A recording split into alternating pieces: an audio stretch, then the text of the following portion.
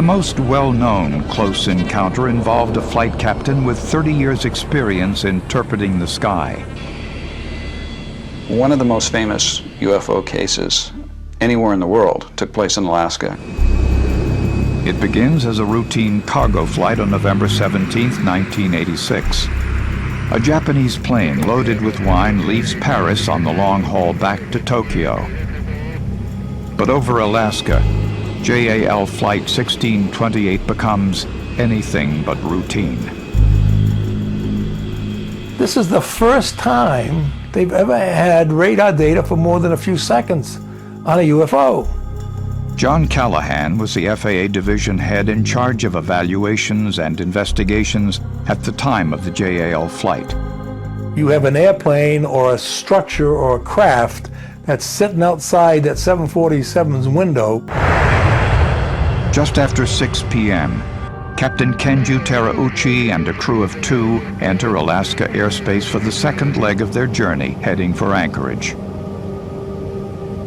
At the helm, Captain Terauchi has nearly 30 years in the cockpit.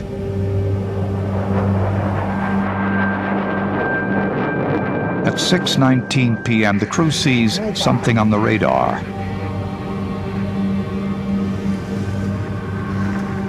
Unable to see another plane outside the window, they ask the control tower to identify it. Japan 1628 heavy, negative. Moments later, the crew sees a pair of lights on the horizon.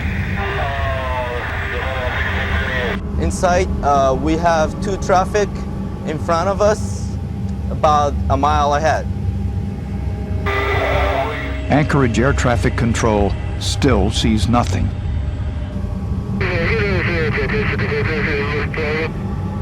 Over the next 30 minutes of that flight, a variety of incidents and things occurred that made this flight the mystery flight of UFOs. The JAL transmission catches Anchorage Air Traffic Control off guard.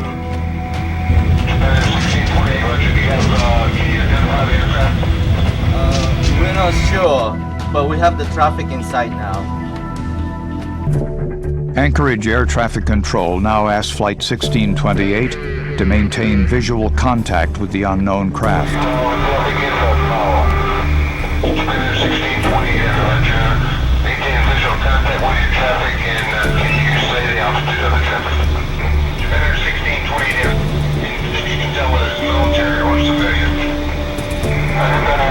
We cannot identify the type, but we can see the strobo lights. Register, say the color of the strobe light and beacon lights. The color is white and yellow, I think. White and yellow, I think. It's quite a big. I think very quite a big.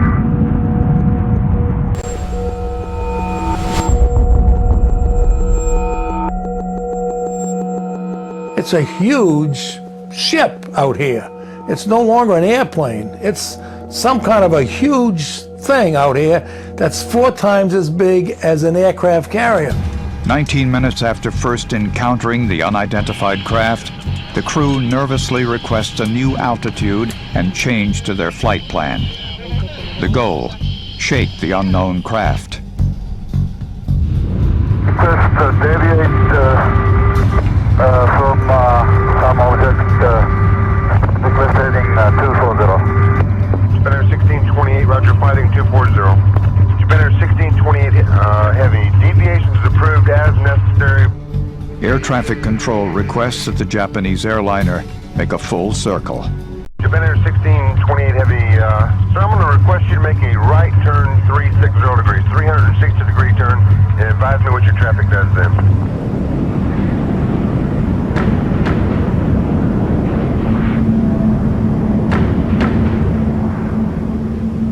Japan Air 1628 heavy, sir, does your traffic appear to be staying with you? Disappears, Japan Air 1628. Terauchi believes the unidentified object has disappeared.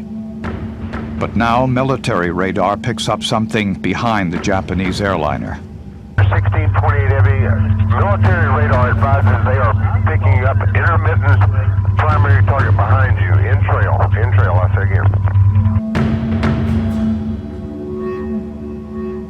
Air traffic control requests another jet close by, United Flight 69, to fly within sight of JAL and report any traffic. Center from United 69. The Japan airliner is silhouetted against a light sky. I don't see anybody around him at all. I can see his contrail, but I sure don't see any other airplane.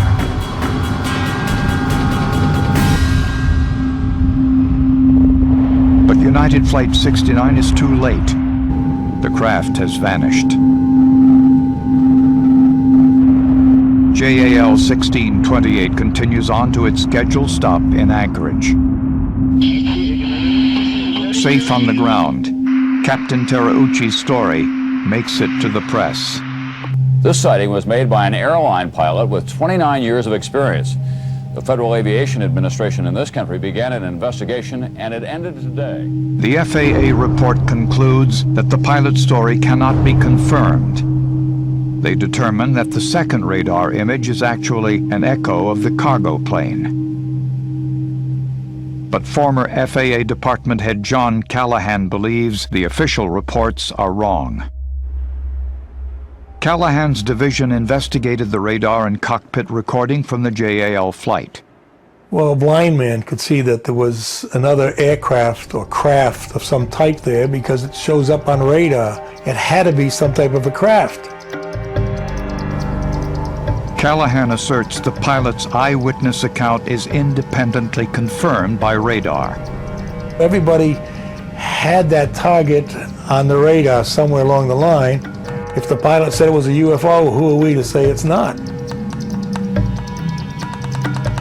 To this day, the flight captain maintains that he saw a UFO in the skies of Alaska.